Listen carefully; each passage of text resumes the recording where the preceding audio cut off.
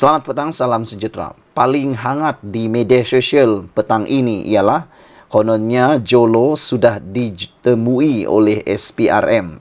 Bahkan ada yang menulis Jolo sudah ditangkap. Wah, apabila saya nampak saja isu dan ulasan itu, isu dan juga pendedahan itu, saya tertarik. Kerana satu-satunya orang yang benar-benar diperlukan, perlu diheret pulang ke Malaysia untuk menyelesaikan masalah besar Malaysia sejak 20 tahun kebelakangan ini, 10 tahun kebelakangan ini atau 15 tahun kebelakangan ini ialah Jolo. Dengan kepulangan Jolo, pastinya banyak kemelut politik, banyak kemelut ekonomi Malaysia bakal terungkai dan serba sedikit boleh diselesaikan masalahnya, dan silap-silap hari bulan Najib mungkin akan terbebas ataupun lebih dalam masalah besar, ataupun yang paling teruk lagi, adakah dengan kepulangan Jolo akan menyebabkan berpuluh orang, 10 orang, 5 orang daripada menteri-menteri, bekas-bekas menteri sebelum ini ataupun masih lagi menteri pada waktu ini akan diheret juga ke mahkamah. Kerana kita tahu banyak orang yang terkait di dalam skandal 1MDB, skandal Jolo, penglibatan Jolo ini. Apa pendapat kamu semua? Adakah dengan pendedahan bahawa SPRM percaya Jolo sedang bersembunyi di Macau akan menyebabkan Jolo akan dibawa pulang dan membuatkan lutut-lutut pemimpin-pemimpin yang mungkin pernah bekerja sama dengan Jolo mula bergegar dan tak boleh tidur 1 malam, 2 malam bermula malam ini.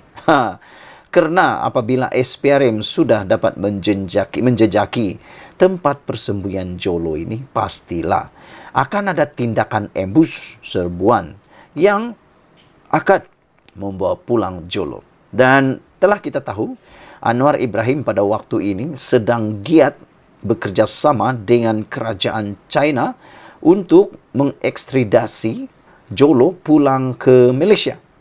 Jadi, adakah dengan kepulangan Jolo ini akan membuat lebih ramai orang yang akan mungkin bergegar lutut? Itu pandangan netizen yang saya rasa ada kebenarannya. Mungkinkah, kata mereka, Jolo ni susah sangat pulang ke Malaysia sebab ramai yang lindungi, kata mereka. Adakah Jolo susah sangat pulang di Malaysia kerana ramai sangat yang akan terpalit kalau Jolo pulang ke Malaysia? Itu persoalan mereka. Hari ini dilaporkan SPRM berkata, Suruhanjaya itu percaya usahawan Malaysia Low Teck Jo yang menjadi buruan sedang bersembunyi di Macau. Menurut laporan Al Jazeera hari ini, SPRM dipetik dalam jawapan bertulis sebagai berkata bahawa ini disahkan oleh beberapa individu yang pernah melihat Jolo di Macau. SPRM percaya individu-individu yang dikehendaki untuk kes 1MDB, terutamanya Jolo, sedang bersembunyi di Macau, lapor Al Jazeera. Menurut laporan itu, pendedahan tersebut dibuat hanya beberapa minggu selepas penahanan suspek 1MDB yang agak tidak dikenali, iaitu Kee Kok Thiam. Pada 3 Mei, Kee yang difahamkan adalah pembantu Jolo ditahan ketika tiba di lapangan terbang antarabangsa Kuala Lumpur. Memetik sumber polis Malaysia, Al Jazeera melaporkan bahawa Kee diusir dari Macau kerana tinggal melebihi had masa visanya. Selepas dirakamkan kenyataannya, SPRM membebaskan Kee dan berkata bahawa tiada pertuduhan dikenakan terhadapnya buat masa ini. Putrajaya, kata SPRM, tidak menerima sebarang makluman daripada Macau mengenai pengusiran Kee, tetapi dipetik sebagai berkata bahawa mereka menyedari bahawa Kee dihantar pulang dari Macau berdasarkan rangkaian perisikan. Kertas siasatan itu tertumpu kepada aset milik Kee Kok Thiam di Singapura dan telah disiapkan dan diserahkan kepada pejabat peguam negara untuk tindakan seterusnya, kata seorang pegawai. Rangkaian berita yang berpengkalan di Doha itu menambah bahwa SPRM memaklumkan bahwa ia telah mengumpulkan risikan sejak kerajaan mengeluarkan larangan perjalanan terhadap beberapa suspek 1MDB termasuk K. SPRM berkata ini berlaku sejurus pilihan raya 2018. Perdana Menteri ketika itu Najib Razak dan Parti UMNO yang diterajuinya mengalami kekalahan teruk dan ditumbangkan selepas lebih 60 tahun berkuasa. Najib sedang menjalani hukuman penjara 12 tahun berhubung kes rasuah membabitkan penyelewengan RM420 juta dana daripada SRC International yang pernah menjadi anak syarikat 1MDB. Sekian dulu untuk kali ini, ikuti terus ulasan selepas ini.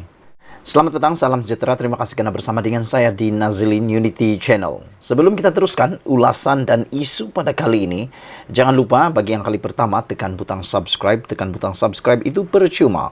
Saudara-saudara sekalian, hari ini tergempar di seluruh Malaysia apabila seorang ahli perniagaan menyerahkan dokumen berkaitan dana judi Perikatan Nasional kepada SPRM. Habislah Muhyiddin kali ini. Itulah saya kata sebelum ini. Kita harap sangat-sangat Muhyiddin Saman Anwar Ibrahim. Supaya kelihatan dan kedapatan siapa sebenarnya yang bohong, siapa sebenarnya yang terkantui tercedok, dan siapa sebenarnya yang benar. Karena kita berpegang pada kebenaran, bukan berpegang pada fakta cakap-cakap semata-mata. Anwar Ibrahim kata, kalau kamu nak saman saya, silakan. Teruskan, kata Anwar Ibrahim, tapi dia berkata atau bercakap dengan asas yang kukuh, kata Anwar Ibrahim. Dan belum sampai pun 2 hari selepas Muhyiddin Yassin mempertimbangkan untuk mau menyaman Anwar Ibrahim, ini pula berita yang paling menyedihkan. Muhyiddin Yassin dan Perikatan Nasional disangka walaun semua sudah gembira bersorak-sorai. Mereka kata Anwar Ibrahim fitnah lah, Anwar Ibrahim kedapatan fitnah lah, Anwar Ibrahim bakal disaman lah, semoga Anwar Ibrahim bankrupt lah karena disaman oleh Muhyiddin lah dan sebagainya. Hari ini sudah kelihatan ada bukti baru yang pastinya akan membuatkan SPRM tidak teragak-agak membuka kertas siasatan. Seperti mana yang dinyatakan oleh Menteri Undang-Undang dan Transformasi Institusi yaitu Azalina Othman Said. Beliau mengatakan bahwa beliau tidak pernah mengatakan bahwa kes dana judi dihentikan ataupun digugurkan. Tetapi apa yang dia kata hanya akan pada bila-bila masa boleh dibuka semula. Jadi hari ini saya yakin, saya pasti SPRM pasti akan membuka kertas siasatan selepas mendapat bukti yang ditunggu-tunggu rakyat Malaysia, yang pastinya bukti paling ditakuti oleh Muhyiddin Yassin dan juga Perikatan Nasional, khususnya Parti PAS dan juga Hadiah Wang. Jadi kalau selama ini parti ataupun gabungan Perikatan Nasional yang punya gagasan bersih, prihatin, cekap, apalagi itu bersih, prihatin, dan stabil, sekarang bagaimana? Tinggalkan komen Anda. Persoalan besar daripada netizen di dalam ruangan komen di Malaysia kini, antara yang bertanya ialah, adakah ahli perniagaan ini bercakap benar atau data bukti yang dibawa, dokumen yang dibawa itu adalah dokumen yang sahih dan dokumen yang benar? Saya yakin dokumen yang dibawa oleh ahli perniagaan ini adalah dokumen yang sahih dan benar. Ialah yang dia datangi membawa dokumen ini bukan orang biasa-biasa, bukan ketua kampung, bukan penghulu. Ini adalah SPRM. Saudara-saudara, apa yang akan terjadi selepas ini? Seorang ahli perniagaan telah menyerahkan dokumen yang didakwa mengandungi bukti kaitan antara Perikatan Nasional dengan syarikat perjudian kepada SPRM. Ia beberapa hari selepas kerajaan berkata, SPRM belum membuka kertas siasatan berhubung dakwaan itu ekoran kekurangan bukti. Ahli perniagaan bernama Rashad Yusuf itu ke ibu pejabat SPRM di Putrajaya hari ini dan dilaporkan di soal siasat selama kira-kira 3 jam. Maklumat yang saya ada disokong oleh dokumen tertentu. Saya serahkan kepada SPRM untuk menyiasat perkara itu, katanya seperti dipetik Free Malaysia Today. Rashad, 52 tahun, menafikan ada kaitan dengan mana-mana parti politik atau NGO. Ini yang kita harapkan. Semoga Rashad, 52 tahun ini, benar-benar adalah orang yang bebas, berkecuali dan tidak mempunyai kepentingan apapun. Semoga beliau bukan ada kaitan dengan parti politik maupun NGO. Tapi biasalah, netizen ni tak sampai 1 jam akan kenallah siapa orang ini. Mereka akan cari sampai ke lubang cacing untuk mau mengenali siapa Rashad ini. Pada Disember lalu, Perdana Menteri Anwar Ibrahim membayangkan sebahagian dana yang digunakan Perikatan Nasional dalam PRU15 adalah daripada syarikat perjudian yang terlibat dengan cabutan khas judi. Bagaimanapun, Menteri di Jabatan Perdana Menteri, Undang-Undang dan Reformasi Institusi, Azalina Othman Said menerusi jawapan Parlimen berkata, SPRM tidak membuka kertas siasatan berkenan dakwaan itu kerana maklumat yang ada terlalu umum dan tiada pihak yang boleh mengesahkannya. Ia menyebabkan beberapa pemimpin PN mengecam Anwar mendakwanya sebagai berbohong. Pengerusi Perikatan Nasional Muhyiddin Yassin pula berkata, dia menimbang untuk memfailkan saman terhadap Anwar. Anwar bagaimanapun bertegas dia tidak akan membuat dakwaan itu jika ia tidak berasas. Kita sebenarnya mengharapkan sebenar-benarnya supaya Muhyiddin Yassin betul-betul menyaman Anwar Ibrahim. Hanya dengan saman barulah kita tahu siapa benar, siapa yang tak benar. Hanya dengan saman kebenaran boleh diketahui. Hanya dengan saman seseorang itu boleh menutup ataupun boleh mengembalikan maruahnya. Sekarang ini ada 2 orang yang akan terpalit dengan maruah. Pertama sekali tentulah Datuk Seri Anwar Ibrahim yang amat berhormat Perdana Menteri kita, yang pastinya sekarang ini dikecam hebat di mana-mana platform media sosial, dan maruah beliau juga sudah tercalar yang dikatakan berbohong oleh pemimpin-pemimpin Perikatan Nasional, khususnya Parti PAS. Beberapa orang pemimpin PAS telah membuat sidang media memohon supaya Anwar Ibrahim tampil membuat permohonan maaf secara terbuka.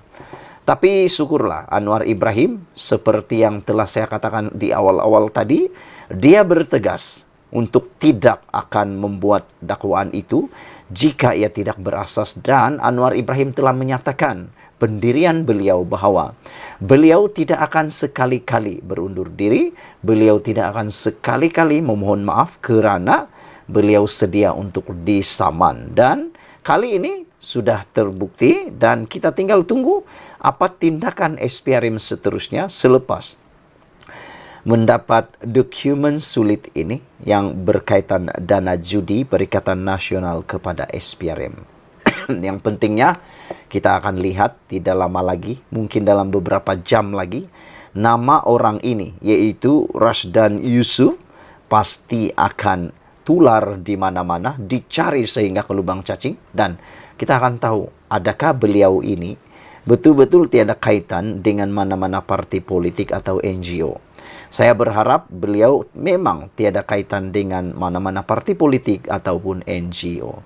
Sekian dulu untuk kali ini. Jangan lupa tinggalkan komen Anda, tekan butang subscribe. Kita jumpa lagi. Bye-bye.